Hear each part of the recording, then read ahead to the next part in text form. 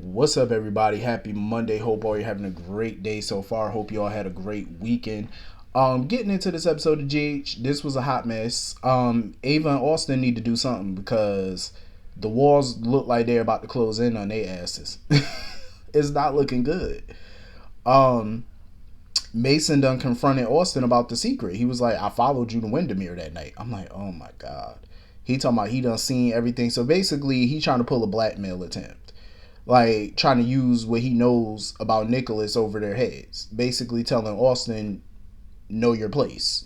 Continue to do what we're telling you to do. Continue to operate on patients that we tell you to operate on. Learn your place. Know your role. And basically saying that Ava is in a position to negotiate. That she'll want to negotiate. So I'm like, negotiate what? You gonna make her pay you or something? Like, what you want? Money? Like, these people are crazy. Ava and Austin better come up with a game plan because it's not looking good. And now Nina is noticing that Austin and Ava have been spending a lot of time together too and wanting to know what's good. Like, what's up with them? And Austin was like, oh, well, we connected at GH. So Nina was trying to give him a little, little vital information about Ava, letting him know that, like, on the outside she might be tough, but on the inside she's vulnerable. They better do something because this ain't looking good. Because now Mason is all up in y'all business and threatening you. This ain't looking good at all. And I was surprised at how cordial Sonny and Ava had become. Like, I cannot believe it. I still wouldn't trust Sonny though. If I was Ava, I would not trust Sonny at all because he might be cordial with her for the sake of their daughter, but that man ain't never gonna forget what she did and the hell she done put him through. He ain't never gonna forget it. So I wouldn't trust him in that aspect. Because they were talking about Nicholas and stuff, and he was like, make no mistake about it, I don't like Nicholas ass, but he found it very odd that with everything going on, Ryan, busting up his marriage and the new baby and all that stuff, he finds it odd that Nicholas hasn't been around. You know what I'm saying? He find that very suspicious. But Ava was trying to assure Sonny, like, she seen the last of Nicholas. I'm like, yes and no. You seen the last of him for a time. But when he wake up out that coma, you gonna be seeing him again. Best believe. And she had to tell Sonny about Nicholas trying to threatening to take Avery away. And that made Sonny hot. Sonny was pissed. Because now he ready to go look for Nicholas' ass. And he was like, that's what he gonna do. He said, I'm gonna put my people on this shit. I'm gonna look for him. Because he's starting to think that maybe Nicholas is holding something over Ava's head or whatever. I'm like, I doubt that, because what the hell can Nicholas hold over her head if he was around? Can't hold nothing over her head. I mean, if that was the case, she would still be in a marriage with him. She would have never got Windermere if that was the case. Somebody gonna start holding something over her head, but it ain't gonna be Nicholas. But I feel like Ava shouldn't tell Sonny anything. You know what I mean? Like, I wouldn't tell him nothing damaging because he will and can use it against her later. So I would keep my eyes open on that one if I was Ava. I'd keep my mouth shut. Like, absolutely not. And Mason and Austin also took notice that she was sitting with Sonny and whatnot. I'm like, this ain't looking good for Ava. Like, she need to come up with a whole new game plan. Mason, they need to find a way to get rid of him and find out who his little boss is. Like, she need to start asking Austin some questions, because I'm pretty sure Austin obviously knows who this boss is, so they need to start asking him some questions and find out who this is ASAP, because it's not looking too good right about now. So anyway, moving on from that, Obrecht was having a very interesting conversation with Michael and Willow because she could feel that Michael wanted to know, like, what she wanted in return for helping Willow, saving her life. But Obrecht was like, shit, she doing it for one because they're family. And she couldn't save her daughter's life, so this is her chance to give back and save somebody else's life. You know what I mean? And she feels like Willow's, one of the family. She's one of them, so she has to save her. But she was, being very honest with Michael. She said, yeah, it comes with some little ulterior motive to it, but not what they think. She just wants, Willow to think about letting Nina into her life. You know what I'm saying? She's not giving her that ultimatum or anything like that. She's just giving her some food for thought because she's coming from a place of experience. You know what I'm saying? With her relationship with Britt over the years. She was like, it's been rocky for a long time. But then in the later years, her and Britt became close. You know what I'm saying? Way closer than they ever were. And that's because Britt opened up to her and Obrecht started to open up to her. Like they really started to understand each other more. You know what I mean? It was give and take, you know. So it kind of gave Willow some food for thought. Like maybe she should kind of open the door a bit to her and Nina reconciling or whatever and becoming, cool with each other. But she's just trying to figure out like in what capacity does she want Nina in her life, like in what role. You know what I mean? And I get it. It's a lot to think about. But my thing is, if that were to happen, Nina is going to have to back the hell off sometimes. Like, she's going to have to tone it down a bit because Nina can be too much.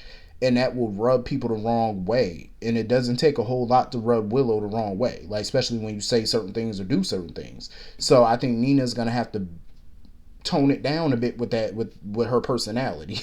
Like, she has a very accusatory way about her. She's too pushy. She's too meddlesome. It's like, just relax. And it's like, if you're going to be a part of Willow's life and essentially Michael's life, her and Carly going to have to come to some consensus. I'm just saying. Like, you're going to have to find some common ground here. Because this back and forth battling between them is not going to be good. And Willow not going to tolerate it. Because her and Carly are cool. So if Nina comes after Carly, that's just going to piss Willow off even more. And it's just going to be a testament to her, and it's going to make her feel like, okay, you haven't changed. You're not going to change. You're still going to be you. You're still going to be all about you. So as much as I'm for Nina going after Carly, it's going to come at a price. Because if Willow starts to open up to her a bit and open that door a little bit, and then she go after Carly and humiliate Carly, it's going to piss Willow off, and it's just going to get her to close that door on her, and it may not open again. You know what I'm saying? So it's going to be a tough decision to make on Willow's part and also on Nina, because Nina might have to abort her plan to go after Carly if this is to happen between her and Willow. So it's a huge pill to swallow, but she's gonna have to come to some decision on that one. So anyway, moving on from that, the battle lines have been drawn at this point. um Esme has filed her own petition to keep her child because remember, Heather told her in the state of New York she can keep her child for at least up to 18 months while she's in Spring Ridge. So she's utilizing that power. And she filed a petition. So now the lady from social services done came and basically, was going to tell Spencer, like, yeah, you can't keep the child. You can't take the child right now. So, of course, Spencer was pissed off about that. But, Diane let him know, like, well, that's the law, and we have to comply with what's going on until we can take this to family court. And of course, Victor, meddling, talking about some, I'm going to use all my power within the law and outside the law to secure him custody. I'm like, Victor, go sit down somewhere. Please go sit. Go sit it down. But you know what? Spencer should have known it wasn't going to be this easy to get custody. Like, you're going to have a fight on your hands. He must have thought it was going to be simple because Esme was going to prison. I'm like, no, it's not going to be that easy, good bro. It's not going to be that good. It's not going to be that simple. And Esme's proven to be formidable. Even in her amnesiac state, she's proven to be a formidable foe. She still has that think on your feet kind of ability. And also, like I said, thanks to Heather Weber's legal tip. So Diane pretty much was telling Laura, like, at the end of the day, Michael in the situation was able to get custody of Avery. But in this situation, it's still going to be difficult, but it'll be easier if Esme cooperated, basically. So if Esme was to give the go-ahead, it'd make life a lot easier for him to get the child, but that's not what it is. So they're going to have a fight on their hands. So, of course, Spencer went to go see Esme, and, Liz pretty much told him, told both of them, think about the interests of the child. And I see both points of view. I totally get Spencer's point of view. He wants to protect this child. He doesn't want the child being, raised in no prison for 18 months. That's not what he wants. And he definitely don't want the child being influenced by Esme. But I also see Esme's point of view. Because for one, she's not some incubator. She's not some, what you call that? I forgot. What the hell you call that? A surrogate of sorts. She's not just going to sit here, carry a child for 8 to 9 months, and then boom, the child comes out and boom, she hands the child over to somebody else. That's not what this is. She feels like, no, that's her child. You know what I mean? And she's not about to let no Cassadine take her baby away from her. And I can't say I fought her for it. You know what I'm saying? Like, you have a human life in you for 9 months, and then somebody, after, as soon as you push the baby out, somebody comes and be like, well, we're taking the child from you. I get that. I mean, prison ain't nowhere you want to raise no child for the first 18 months either. I mean, hell, you wouldn't want no child raised in no prison, period. Even though it's like a, low maintenance facility, low security facility or whatever. It's not like you're going to be in bars and nothing like that, but that's still not a place for no baby. But I think Esme deep down know, like, if she relinquishes that child now, the chances of her getting that baby back is going to be slim. Like, she's going to have a fighting chance, but it's going to be a fight. It's going to be that fight, because that baby going to get used to, being with Spencer. It's going to get used to being in a particular household, a particular setting, and getting the baby back is not going to be easy, because then she's going to have to prove to the courts that you're a fit parent. It's just going to be a huge legal battle at this point, and both of them need to be prepared for it, because it's going to be a fight. Maybe to the death, but it's going to be a fight, and they need to be ready. So anyway, moving on from that, Alexis confronted Gregory about him lying about PCU and stuff like that, and Gregory pretty much trying to tell her to let this shit go. He was like, yeah, something is going on, but I'm not going to tell you what it is. Just respect my privacy.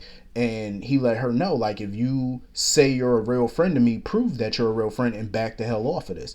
Don't tell my business to nobody, because he doesn't want Finn to know. He doesn't want Chase to know. He's asking her as a friend to, like, let this shit go. You know what I'm saying? He was like, let it go. I definitely feel like there's a medical issue going on with him. I definitely feel like it, because she was like, well, let me help you. There's got to be something I can do. And the mere fact that he told her there's nothing she can do, I feel like his condition might be terminal. It could be a terminal condition. It could be that bad. Like I said, I'm just guessing, because I don't know if it's the actual medical condition or not. I'm not too sure. But it's something, that he doesn't want his own family to know. So I'm guessing it's a medical issue that just can't be helped. And if that's the case, that's pretty, sad, that he might not have long. And I think that might have played into his no longer teaching, because maybe his medical condition is going to get worse. I don't see Alexis backing off from this, though. Even if she did give her word that she would, I don't see her letting this go, because he's too cryptic. And she has that inquisitive mind, like, especially, working at a tabloid, working, in the media field, plus working as a lawyer. You have that inquisitive ass mind. Like, it's gonna nag at her to know, what the hell are you hiding. It would nag at me, because I'm not gonna lie to y'all, I'm naturally nosy. So I'm naturally nosy. I be wanting to be up in people's business. I don't give a damn. Like, if I see you do something funny, odd or whatever, I'm gonna look into the shit, because I want to know what you trying to hide. That's just naturally me. So I get where Alexis is coming from. Like, you just want to know. Like, it's gonna nag at you not to know. But I don't know. I mean, maybe she should stay out of it, though, because I'm like, do you really want to lose his respect or his friendship when you claim to be a friend? You know what I'm saying? Because I don't know. It's like, damn. Like, you want to be a friend, but it's like, how do you be a real friend and not know what's going on with your friend? You know what I'm saying? It's like, I would want to know, though. Like, sneak into the hospital, take a little peekaboo at the file or something. I ain't got to say nothing, but I just want to peek at that file, see what the hell you hiding. Like, what kind of condition do you have? Like, what's going on with you? So anyway, Liz and Esme was having a little conversation, because Liz was bringing her up to date about how she ended up in that situation to begin with. Letting her know how Nicholas basically locked her up and stuff, and she knew about it, and they thought that they was keeping her safe and the baby safe and whatnot. It started making Esme question if she was a good parent, like if she even wanted that child or not, because of the risks that she took. And Esme felt like she must have been desperate to jump out of a window or whatever. You know what I mean? In her condition, she felt she must have been in a desperate state of mind. But Liz was trying to let her know, like, you have a blank slate right now. You know what I'm saying? You don't remember anything. Some of the charges were dropped. You have a whole blank slate. Take advantage of that. And you don't want to say that to somebody like Esme. You don't want to tell her to take advantage of nothing, because believe you me, she will. And you ought to be afraid to even say some shit like that. But, Liz pretty much was like, letting her know, like, listen, I did what I did. I don't feel like I owe you an apology for doing it, but she was like, you probably, not feeling me right now, but that's okay. But I don't owe you no apology. I respect the realness of it because I wouldn't apologize for shit either because Esme was a handful before she had that amnesia, so I wouldn't apologize for nothing either. Um, so Liz bumps into Victor, and of course Victor think he gonna try to threaten Elizabeth, talking about, oh, tell me where Nicholas is, or I'm gonna turn you over to the authorities because I got the evidence. I'm like, sir, your evidence don't mean bullshit at this point because at the end of the day, little do Victor know she already turned herself in. And you would think Victor would know that because he seems to know everything, but he doesn't know that. So whatever evidence you have against her or whatever you think you got, she already signed a plea deal, so it's moot at this point. You're not gonna be able to use it. So good luck with that. That's his problem. He always think he know every damn thing, but you ain't even know she done took her ass to that police station and took your leverage away. So, and she already told him, listen, I don't know where Nicholas at, so you wasting your time with me. I can't tell you where he is, and I don't blame her. Like Victor need to go sit his little old self down somewhere. Like you do not scare nobody. So anyway, that was pretty much the whole episode. Hit the comment section, let me know what you all thought, and I will see you all later. Have a great day. Peace.